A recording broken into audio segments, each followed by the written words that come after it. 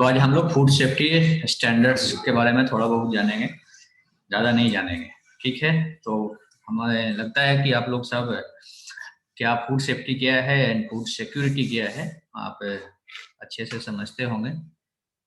कितने लोग समझते हैं फूड सेफ्टी और फूड सिक्योरिटी, क्या डिफरेंस है? एक आध बताइए कोई।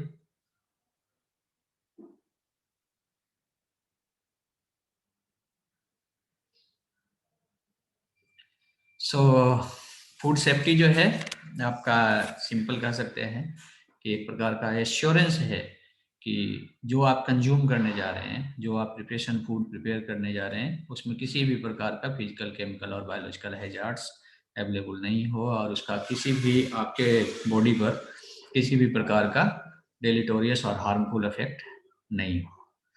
ये सब जो है एक प्रिस्क्राइब्ड स्टैंडर्ड्स के तहत रेगुलेट होता है। डिफरेंट बॉडीज हैं, गवर्नमेंट ऑर्गेनाइजेशन और बॉडी हैं जो इसे रेगुलेट करता है, जिसका जो we can say regulation in the form of standards. So standards देता है।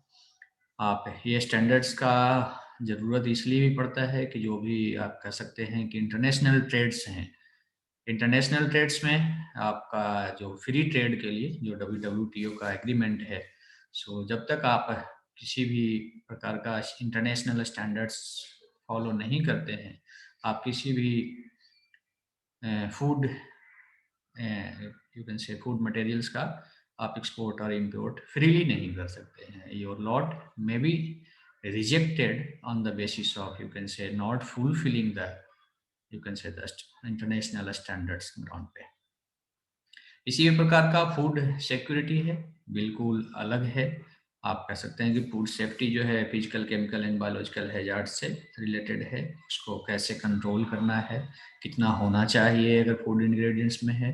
फूड सिक्योरिटी जो है आपका न्यूट्रिशनल सिक्योरिटी की बात करता है कि ये डेफिनेटली ये भी एश्योरेंस है कि each and every people of a country must get such amount of food that fulfills their nutritional requirement.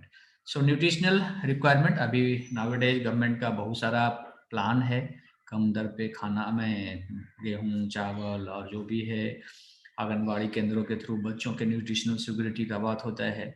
तो वो सब फूड सिक्योरिटी का पार्ट है कि आपका इतना खाना जरूर मिलना चाहिए हर एक आदमी को कि उसका जो भी डाइटरी रिक्वायरमेंट है और न्यूट्रिशनल रिक्वायरमेंट है वो फुलफिल हो सके। सो इसके लिए लागू करने के लिए बहुत सारे कुछ नेशनल फूड सेफ्टी एक्ट्स है और वी कैन से स्टैंडर्ड्स है। कुछ इंटरनेशनल बॉडीज भी है और इंटरनेशनल स्टैंडर्ड्स भी है। हम वन बाय वन सबको थोड़ा थोड़ा समझने का कोशिश करेंगे, बहुत पैनिक नहीं होना है इसके लिए। ठीक है, सो पहला जो है that is prevention of food adulteration act. इसका एग्जिस्टेंस 1954 में बना एंड केम इनटू एग्जिस्टेंस। जो भी एक्ट्स है और इसके जो रूल्स हैं वो 1995 में आया। ये ministry of health and family welfare के अंदर में गवर्नमेंट ऑफ इंडिया का के अंदर में ये प्लान ये एक्ट डेवलप हुआ और जनरली इसमें टाइम टू टाइम बहुत सारे अमेंडमेंट होते रहे। सिंपल इस रूल को समझने का मतलब प्रिवेंशन ऑफ फूड एडल्ट्रेशन है। तो फूड एडल्ट्रेशन को प्रिवेंट करने के लिए गवर्नमेंट ने ये एक्ट को फॉर्मुलेट किया। ठीक है, एडल्ट्रेशन को इस एक्ट में बहुत वास्ट लेवल पे भी कैन से दर्शाया गया है और शो किया गया है कि कैसे किसे हम एडल्ट्रेशन कह सकते हैं। सो जैसे आप देखते जाइए वन बाय वन, आर्टिकल अगर कोई वेंडर सोल्ड कर रहा है वो ओरिजिनल नेचर में नहीं है और उसके सब्सटेंसेस और कोई भी क्वालिटी जो है एज पर परचेजर डिमांड के तहत फुलफिल नहीं करता है तो that comes under the adulteration. कोई भी आपका जो फूड मटेरियल्स है वो कोई भी ऐसा सब्सटेंस कैरी करता है जो कि उसके प्रोसेसिंग और जो भी है उसके जो भी नेचर ओरिजिनलिटी है उसको अफेक्ट करता है, that again comes under the adulteration. कोई भी इन्फीरियर और चीपर सब्सटेंस से आप उसमें सब्स्टिट्यूट कर रखे हैं then again it comes under the adulteration. कोई भी आप फुल्ली और पार्टली आप उसमें से सब्सटेंस को रिमूव कर दिए हैं that again comes under the adulteration. आप जो भी आप कोई भी फूड आर्टिकल्स है उसको आप प्रिपेयर किए हैं, पैकिंग किए हैं, but kept under the insanitary conditions में, आप सैनिटरी मेजर्स को फुलफिल नहीं किए हैं, either during preparation, either during packing और either during the storage, that's again comes under the, और जहाँ की वो चांसेस होता है उसे कंटामिनेट होने का और वो आपके हेल्थ के लिए ये हार्मफुल हो सकता है, वैसे सब्सटेंस को भी हम यहाँ पीएफए एक्ट के तहत हम एडल्ट्रेटेड सब्सटेंस मानते हैं। इफ एन आर्टिकल जो भी है आपका कंसिस्ट होली और पार्टली में, अगर वो प्यूट्रिड हो गया हो, रॉटन हो गया हो, डिकम्पोज्ड हो गया हो, और डिजीज एनिमल से लाया गया हो, और रॉटन वेजिटेबल से कोई भी सब्सटेंस हो, इंसेक्ट उसमें इन्फेस्टेड हो, इंसेक्ट का यू कैन से अर्जेंस हो, तो ये सब जो भी सब्सटेंस है ये सब अगेन एडल्टेटेड मानते हुए आप इसको अनफिट फॉर ह्यूमन कंजप्शन के श्रेणी में दिया गया है। अगर डिजीज एनिमल से कोई भी फूड आर्टिकल्स प्रिपेयर किया गया हो, कोई भी पॉइजनस और अदर इंग्रेडिएंट्स जो कि जिसका कि हेल्थ पे इंजूरियस इफेक्ट हो, देन अगेन ये सब एडल्टेटेड के श्रेणी में आता है। ठीक है, और कलरिंग सब्सटेंसेस में है, जैसा कि आपको पता है कि फूड कोड जितने भी मटेरियल्स है जो गवर्नमेंट और कोई भी organise FSSAI nowadays we can say FSSAI के द्वारा फूड ग्रेड का माना गया है, सब एक कोडिंग सिस्टम से होता है। आइदर आप प्रिजर्वेटिव का मान लीजिए या कलरिंग एजेंट का मान लीजिए या जो भी प्रकार का आपका जो वी कैन से सब में फूड प्रिपरेशन के दौरान हम लोग आइदर स्टेबलाइजर और जो भी यूज करते हैं, ये सब एक अगर प्रिस्क्राइब्ड लेवल का नहीं है तो हम इसे एडल्ट्रेटेड मान सकते हैं। हम लोग जलेबी खाते हैं ना, वो कलर जो यूज होता है कौन सा, जो हम लोग कलर खेलते हैं, तो वो कलर एक्चुअली फूड ग्रेड का कलर नहीं होता है। जितने भी हम लोग स्वीट्स खाते हैं, आइदर मोस्ट ऑफ द जो भी हमारे यहाँ छोटे छोटे शॉप्स में और स्ट्रीट वेंडेड जो फूड है, इसमें जो भी मेरे ख्याल से जो कलर है जो यूज होता है कलरिंग एजेंट्स और somewhat, that's not we can say that's not as per the prescribed standards, और जो भी एटलीस्ट आपको परमिट किया गया है, परमिसिबल नहीं होता है, वो सब आप यहाँ एडल्टेटेड मानते हुए मान सकते हैं उसको। जैसे यहाँ प्रिजर्वेटिव है, कोई भी अगर प्रिजर्वेटिव है वो आपको परमिटेड नहीं है, तो वैसे अगर प्रोहिबिटेड प्रिजर्वेटिव को आप यूज कर रहे हैं और अगर परमिटेड भी है और उसको परमिशन लेवल से एक्सेस अमाउंट में यूज कर रहे हैं, देन अगेन वो फूड जो है आपको परमिटेड नहीं किया गया है, खाने योग्य नहीं माना गया है। ठीक है, सो ये सब जितने भी तरह के बंद क्यों कहते हैं, जो हमारा माल प्रैक्टिसेस को रोकने के लिए और चीपर सब्सटेंसेस को यूज करके आपका अट्रैक्टिव फूड वी कैन से बनाने के लिए जो सब्सटेंस यूज होता है, that all comes under the जो दिया हुआ है description of that prevention of food adulteration act. दूसरा जो है regulation, that is the bureau of Indian standards. आपको पहले पता होगा कि bureau of Indian standards previously known as क्या चीज, ISI, that is Indian standard institution.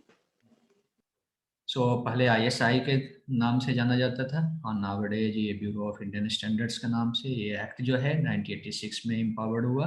इसमें एक्चुअली जो थर्ड पार्टी गारंटी की बात करता है, that in terms of the quality, in terms of the safety of the food, और सिर्फ not we can say Indian BIS only deals with the food, that is deals with the, हम आगे आएंगे कैसे डील करता है जो क्या क्या सब्सटेंसेस को, तो क्वालिटी के बारे में, सेफ्टी के बारे में और उसकी रिलायबिलिटी के बारे में ये एक्ट जो है, ये मैंने BIS का जो एक्ट है ये सब फुलफिल करता है। और वही देख सकते हैं, जैसे ये जो है ये वेरियस प्रकार का and various types of the licences provide करता है, you can say agriculture to textile और इलेक्ट्रॉनिक्स, बहुत सारे इक्विपमेंट्स का। इसमें 2 स्टैंडर्ड्स है, हम लोग अगर यहाँ नहीं भी होगा तो डिटेल में डिस्कस करेंगे, IS 9000 सीरीज और IS 9001 series and ISO 14001 series. So इसका जो ये है आप लोगो और मार्क जो होता है ISI मार्क का होता है, और ISI मार्क हम जैसे ही देखते हैं और BIS मार्क जो हम देखते हैं, ये दोनों इंडियन स्टैंडर्ड्स का है, वो मतलब BIS के द्वारा परमिटेड है। बहुत सारे स्टैंडर्ड्स जो इधर ये BIS जो है कि खुद का स्टैंडर्ड्स फॉर्मुलेट करता है या इंटरनेशनल स्टैंडर्ड्स को, दैट इज ISO को आप ये इम्प्लीमेंट करता है, उससे परचेज करके उस स्टैंडर्ड्स को इंडिया में इम्प्लीमेंट करता है। दैट इज वो आइदर आईएस लिखा होगा, आईएस मीन्स इसका अपना डेवलप्ड है, आईएसओ मतलब आईएसओ का standards that is implemented by the bureau of Indian standards. ये कुछ ऑब्जेक्टिव्स हैं बीआईएस के, to safeguard public health, to promote consumer confidence, to provide quality assurance, to protect consumers from hazardous product. So जैसा कि हम लोग देखें, तीन है, आप सेफ्टी है, क्वालिटी है, सेफ्टी है और इसकी रिलायबिलिटी है। सेम वे में इसके चार ऑब्जेक्टिव दिए गए हैं, सेम चीज ही है आपका कह सकते हैं। कुछ एरिया है जो सर्टिफिकेशन एरिया है, we can say each and every product का जहाँ क्वालिटी का बात होता है, सेफ्टी का बात होता है, तो वहाँ बीआईएस स्टैंडर्ड सर्टिफिकेशन प्रोवाइड करता है। चाहे टेक्सटाइल इंडस्ट्री हो, वुड इंडस्ट्री हो, लेदर इंडस्ट्री हो, सीमेंट हो, टेस्टिंग इक्विपमेंट हो, pumping system, building material, machinery, so सारे एरिया में, और के साथ साथ एग्रीकल्चर और फूड प्रोडक्ट्स जो भी हैं उसमें बीआईएस सर्टिफिकेशन करता है। सो इसके कुछ फंक्शंस हैं, जो major functions, that is the formulation of various standards that in terms of quality and safety of the products, including food products. So certificate provide करना, प्रोडक्ट का hallmark on jewellery, quality management system, environment management system, health safety management system, hazard analysis and critical control points, imported products, laboratory management, ये सब जो भी है इतने area में, ये फूड सेफ्टी का भी करता है। सो इतने एरिया में ये we can say that BIS provides the certain certification systems. So international activities भी इसके कुछ हैं, ट्रेनिंग सर्विसेज भी प्रोवाइड करता है, कंज्यूमर स्पेयर और स्टैंडर्ड्स का प्रमोशन भी करता है। ठीक है, सो ये बीआईएस के बारे में छोटा सा था। हम 4-5 स्टैंडर्ड्स तो बीआईएस के जो इम्पोर्टेंट स्टैंडर्ड्स हैं उसे हम सेपरेटली डील करेंगे। So next the egg mark है। एग मार्क दैट इज, हम लोग भी देखे होंगे, आप नहीं भी देखे होंगे, हो सकता है नाउअडेज में भी अभी नहीं आता है, अभी सबका कैप्चर कर लिया, आगे हम डील करते हैं एफएसएसआई ने। So ag mark agricultural produce that is grading and marketing act 1937 में आया था under the directorate of marketing and inspection. So आप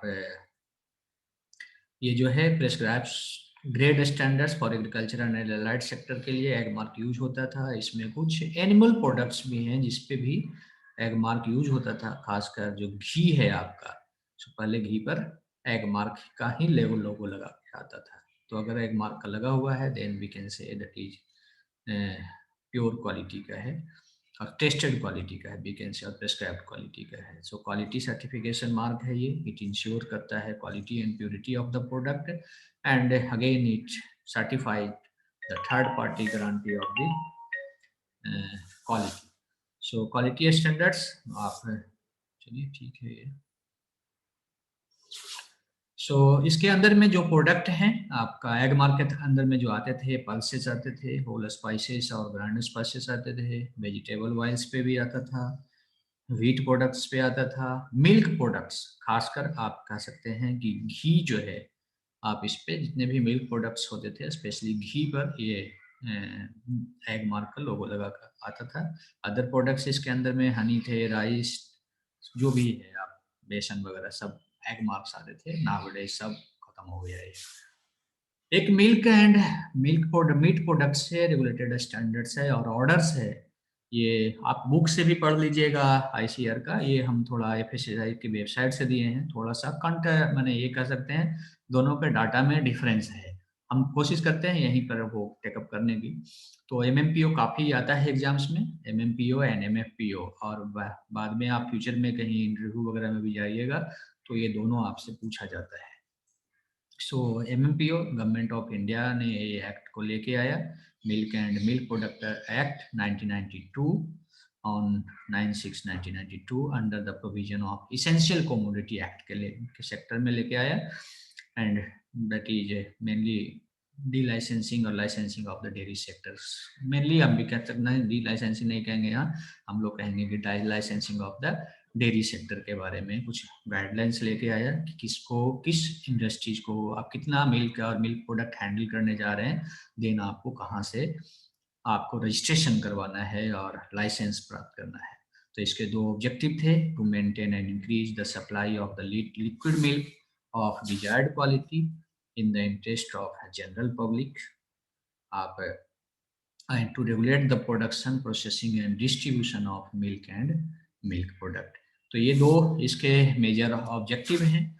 ये जो ऑर्डर है इसके हिसाब से एनी पर्सन्स और any dairy plant that handle more than 10,000 litre और we can say as per book up to मेरे ख्याल से 75,000 लीटर मिल्क पर डे और 500 metric ton to 3,750 metric ton of milk solid per annum needs to be registered with the, you can say as per book, it is by the state government। और इससे ज़्यादा अगर है you can say 75,000 liters milk per day से 3,700 metric ton milk product per annum से अगर ज़्यादा है तो that must be registered through the central government.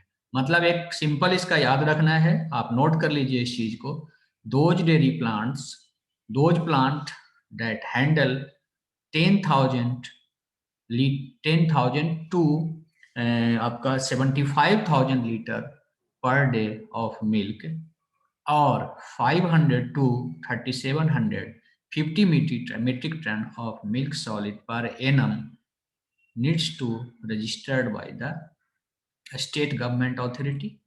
or the more than you can say 75,000 liter milk per day or 3,750 metric ton milk solid per annum needs to registered with the central government authority। ये as per, but ये जो थोड़ा सा है आप ये FSSAI से हमने लिया है इसे, उसमें बहुत शॉर्ट में जो दिया हुआ है दैट इज मोर देन आपका सैंपल 10,000 लीटर, ठीक है, और बट एक्चुअल सेंस में it is 75,000 litre per day और 500 मीट्रिक टन से मोर देन दिया हुआ that is, but in actual sense में 3,750 मीट्रिक टन जो रेंज है उससे अगर ज़्यादा होता है that must be registered through the authority appointed by the central government. इससे कम का जो है that is by the state government से आपको रजिस्टर्ड लेना है। नाउ कुछ इसमें अमेंडमेंट आया, amendment now no restriction on setting of the new जो भी मिल्क प्रोसेसिंग प्लांट है इस पे रेस्ट्रिक्शन कुछ भी नहीं है सेटिंग करने के लिए, सिंपल उनको सर्टिफिकेट तो लेना है, रजिस्ट्रेशन तो करवाना है, आप सर्टिफिकेट तो आपको रजिस्ट्रेशन लेना है। आप रजिस्ट्रेशन में यू कैन से जो भी रिक्वायरमेंट्स हैं आपके सैनिटरी रिक्वायरमेंट्स हैं, हाइजेनिक कंडीशंस है, क्वालिटी है और फूड सेफ्टी मेजर्स है, सारे इस MMPO के 5th शेड्यूल में, ये याद रखिएगा, sanitary requirements, hygienic requirements, quality and food safety measures जो भी हैं इसके 5th शेड्यूल ऑफ MMPO में सारा डिस्क्रिप्शन किया हुआ है। कुछ इसके अमेंडमेंट्स के कुछ साइलेंट फीचर थे, नाउ अगेन कंफ्यूजिंग होइएगा, इसलिए लास्ट पॉइंट पे हम आते हैं, लास्ट पॉइंट ही कंफ्यूजिंग है। द पावर और registration of state registering authority has been raised from 1 lakh litre per day to 2 lakh litre per day. So data जो है हमारे पास वो गैप है थोड़ा सा, कैसे ये आप कब, ये 2002 में तो ये अमेंडमेंट आया, तो अमेंडमेंट के बाद 1 लाख लीटर से 2 लाख लीटर कैसे हुआ, तो 1 लाख लीटर तक कब पहुंचा, ये हमारे पास बीच का गैप पीरियड है। बट इसको आप नहीं भी याद रख सकते हैं, सिंपल आप बुक के वर्जन पर आप याद रख सकते हैं, ठीक है, आप बुक से पढ़ लीजिए और हम बताए नहीं तो नोट कर लीजिए। 500 सॉरी आपका 10,000 to 75,000 litre per day of milk और 500 metric ton to 3,750 metric ton per annum milk product और मिल्क सॉलिड जो भी है उसका यूज करता है, तो उसे स्टेट गवर्नमेंट जो स्टेट रजिस्टरिंग अथॉरिटी है इनसे रजिस्ट्रेशन लेना है। And more than 75,000 litre per day और more than 3,750 metric ton per day per year of milk solid अगर लेता है तो दैट्स मस्ट बी रजिस्ट्रेशन उन्हें लेना है, that is the central government registering authority से, ठीक है, या कोई कंफ्यूजन है अभी भी? No, sir. ठीक है, ओके। सो दूसरा जो ऑर्डर है that is the meat food product order, ये भी बहुत इंपॉर्टेंट है एग्जामिनेशन पॉइंट ऑफ व्यू से भी, फ्यूचर पॉइंट ऑफ व्यू से भी। So meat food products order, ये जो ऑर्डर है 1973 में आया under the department of agricultural and ministry of agriculture. इन्होंने गजट में पब्लिश किया 1973 में ही, ministry of food processing industries के ये ऑफिस ऑर्डर नंबर से, उससे कोई हमें ज़्यादा जाना नहीं है। सो इसके हिसाब से नो पर्सन शायद carry on business as a manufacturer except under or in accordance with the terms and conditions of the license granted to him under this order। तो जो भी मीट का आपका कोई भी जो मैन्युफैक्चरर है या प्रोसेसर है और हैंडलर है, वो कोई बिजनेस नहीं कैरी कर सकता है अपना, जब तक कि वो इस ऑर्डर के तहत अपना लाइसेंस ग्रांट ना ले ले, लाइसेंस प्राप्त नहीं कर ले। ठीक है, तो इसके कुछ ऑब्जेक्टिव्स हैं। to regulate production and sale of meat food products through licensing of manufacturer, to enforce sanitary and hygienic conditions prescribed for production of wholesome meat food products, and last to exercise a strict quality control at all stage of production of meat food products including chilled poultry। Objective नहीं भी अगर याद होगा, सो क्या याद करने वाली बात है ये हम बताते हैं। सो इसमें कुछ शेड्यूल्स हैं, कुछ कैटेगरी है और कुछ शेड्यूल्स हैं, उसको आपको समझना पड़ेगा। जो कैटेगरी है that is mainly deals for the to obtain the licence और लाइसेंस फी के बारे में, एंड शेड्यूल जो है आपका डिफरेंट जो आप कह सकते हैं जो प्लांट है उसके हैंडलिंग और उसके रिक्वायरमेंट के बारे में। सो कैटेगरी ए जो है, 3 कैटेगरी के अंदर में जो पहला कैटेगरी आता है दैट इज कैटेगरी ए।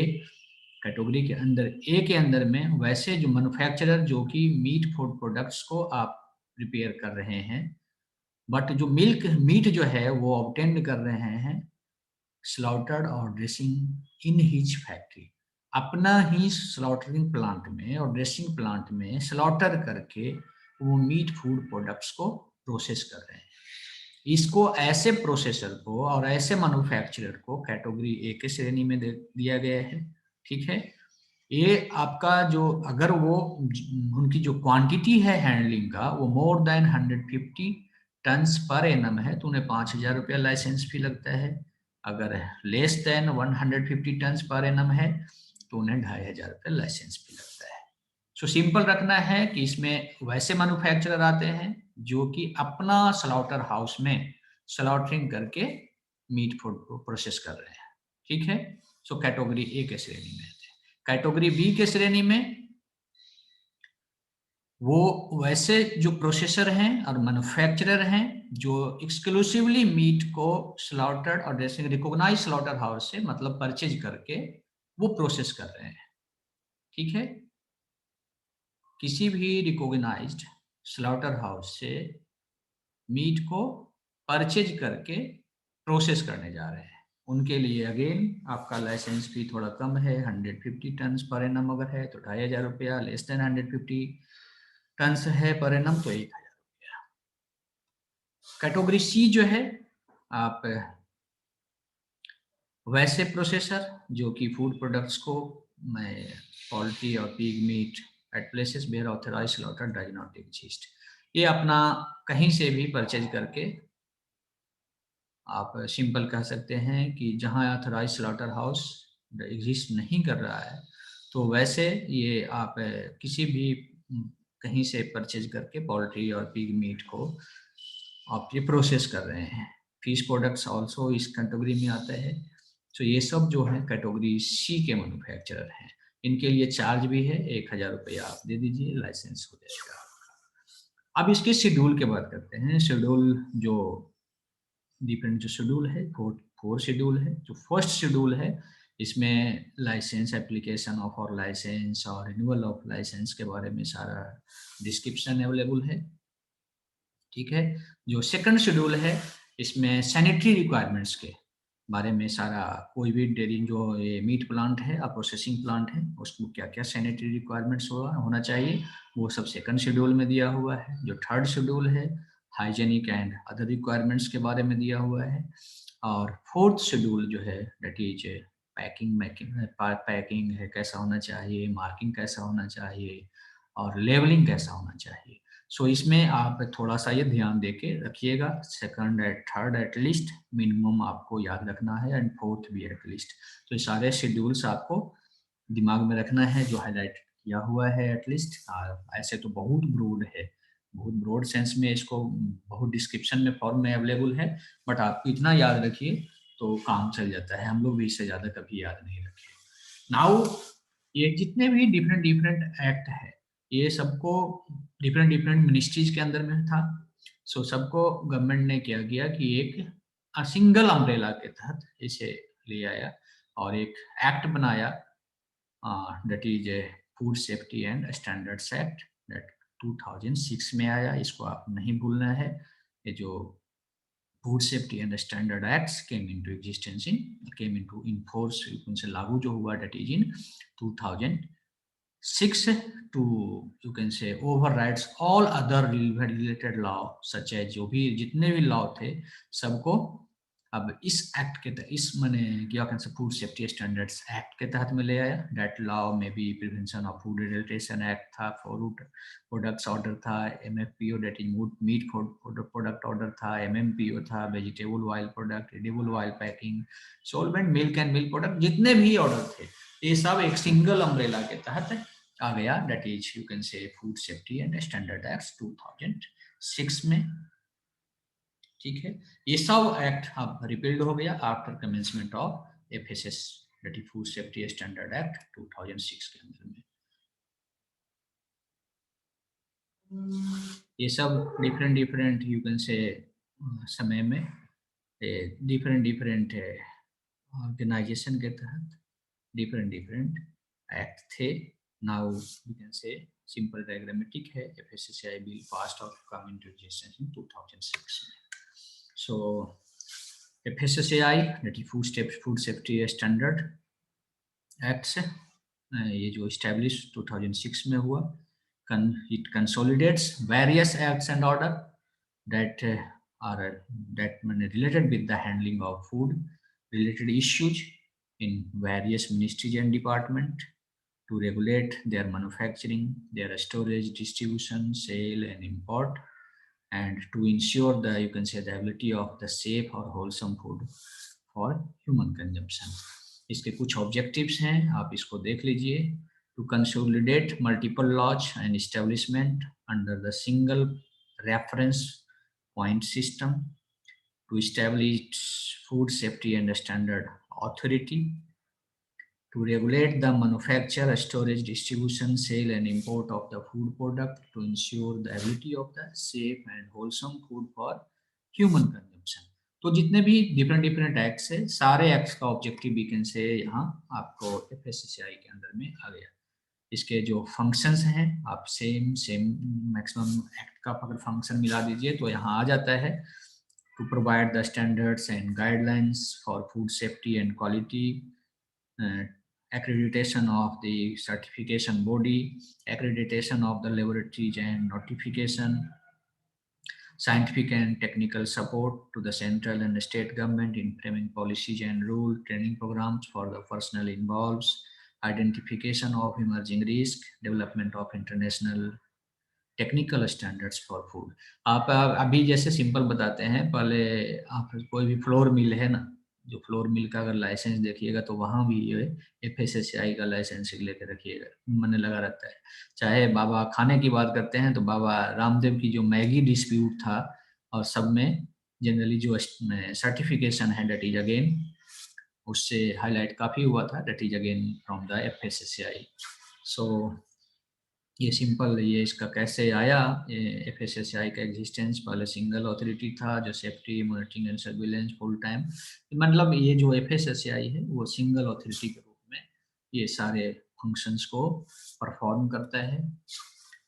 ये सब मेरे ख्याल से बहुत जानने की जरूरत नहीं है। So we can say FSSAI acts as a single reference point for all matters related to food safety and standards by moving from multiple levels or departmental control to single line command. Different जो भी department और ministry के जो control थे उसको ये single point पे और सिंगल रेफरेंस पॉइंट पे हैंडल करने के लिए FSSAI का एक्ट आया। नाउ नेक्स्ट लेक्चर में हम देखेंगे FSSAI का फंक्शन देखेंगे और ये सब देखेंगे, ठीक है। कुछ वेबसाइट्स हैं, आप जा सकते हैं जिसके थ्रू, इसमें FSSAI का वेबसाइट है, BIS का वेबसाइट है, बाकी तो नेक्स्ट लेक्चर के लिए होगा, रेफरेंस हमने सेम रखा है दोनों का। तो BIS का वेबसाइट पे आप जाके BIS के बारे में पढ़ सकते हैं, FSSAI के वेबसाइट पे आप जाके FSSAI के बारे में पढ़ सकते हैं, ठीक है। Thank you. Yes. कुछ दिक्कत है तो पूछिए इतना।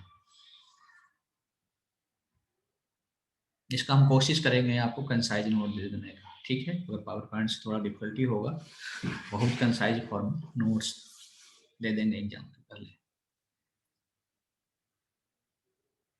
कुछ दिक्कत है तो बताइए।